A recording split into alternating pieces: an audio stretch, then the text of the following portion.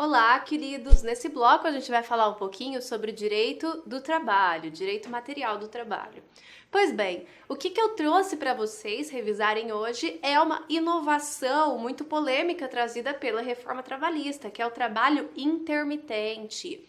O que é o trabalho intermitente? Na verdade, o trabalho intermitente é uma nova modalidade de contrato de trabalho trazido pela reforma. Então, o que acontecia? Regra geral, qual é o contrato de trabalho que é estipulado entre as partes? É o contrato por prazo indeterminado. Isso se dá pelo princípio da continuidade da prestação do trabalho, né? A continuidade da relação de emprego. Então, a gente tem o contrato por prazo indeterminado e também tinha, em exceção a esse contrato por prazo indeterminado, a possibilidade, em alguns casos específicos trazidos pela CLT, de contrato por prazo determinado, ou seja, aquele contrato no qual eu sei quando vai encerrar-se a prestação do trabalho, a prestação empregatícia, ok? Agora, com a reforma trabalhista, temos uma terceira modalidade, que é o contrato intermitente. Que raios é contrato intermitente? O contrato intermitente significa que há uma relação de emprego, há uma relação de subordinação, uma contraprestação pelo trabalho, ou seja, eu ganho uma remuneração por esse trabalho prestado, mas eu tenho, na verdade, uma alternância entre períodos em que eu trabalho e períodos que eu não trabalho.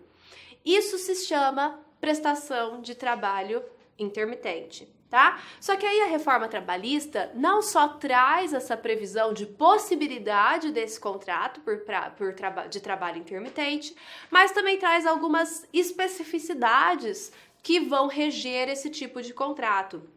A primeira delas, trazido pelo artigo 452, é a necessidade de se estipular o valor da hora desse trabalho intermitente. Então, eu terei que ter no meu contrato intermitente a previsão de quanto aquele trabalhador irá ganhar por hora trabalhada. Não só isso, essa hora prevista para esse trabalho intermitente não pode ser menor proporcionalmente à hora de trabalho relacionado com o salário mínimo, né? Então, qual é o valor que um indivíduo que ganha um salário mínimo ganha por hora trabalhado?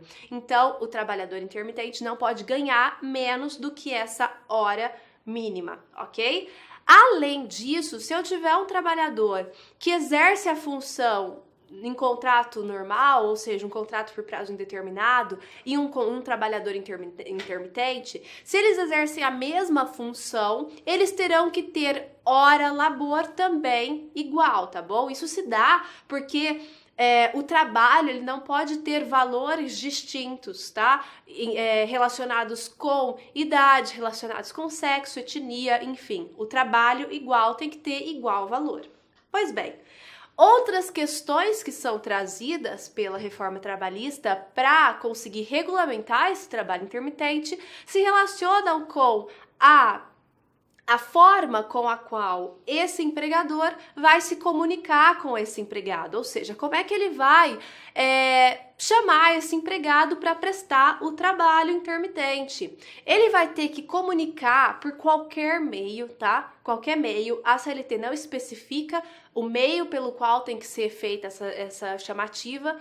Então, ele pode chamar por qualquer meio, só que ele tem que fazer essa chamativa, ele tem que comunicar para esse trabalhador que vai haver essa prestação de serviço com 3 dias de antecedência, tá? E esse empregado, ele também tem um prazo para responder. Ele tem que responder com um dia útil de antecedência que ele efetivamente estará lá ou não estará.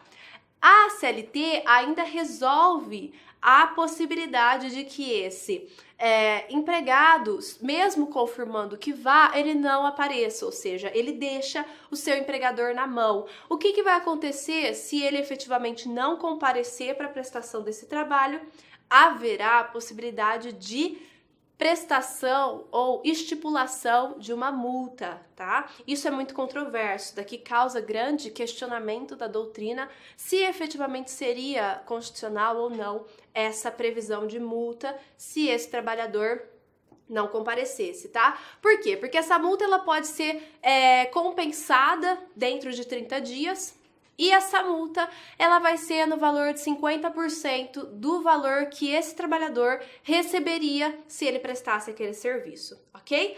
Outra questão interessante é que o artigo também traz a previsão de que as várias verbas serão pagas logo na sequência da prestação desse serviço. Então, prestou-se o serviço, já vai haver o pagamento de verbas, como, por exemplo, além do salário da remuneração daquele período, ou seja, relacionado com aquelas horas que foram prestadas, proporcionalmente será pago as férias mais 1/3.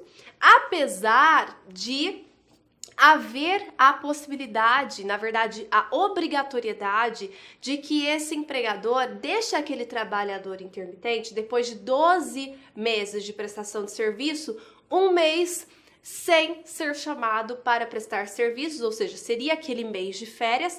Apesar de haver essa previsão, né, do mês de férias, quando ele estiver gozando desse mês, ele não vai receber as suas férias, porque essas férias já foram recebidas proporcionalmente ao longo desses pequenos lapsos temporais de prestação de serviço, tá bom? Isso também é uma grande crítica que se faz, porque se esse trabalhador ele recebe diluída essas férias, ele pode muito bem gastar essas férias junto com a sua remuneração, que já foi paga, e aí quando ele chega nesse mês, ele só vai ficar com o ônus, né? Então ele não vai conseguir de repente gozar das suas férias, porque ele não tem uma subsistência garantida, e aí ele vai ter que de repente fazer bicos, né, nesse período, porque ele não vai ser chamado para trabalhar, né, em face dessa previsão do contrato intermitente.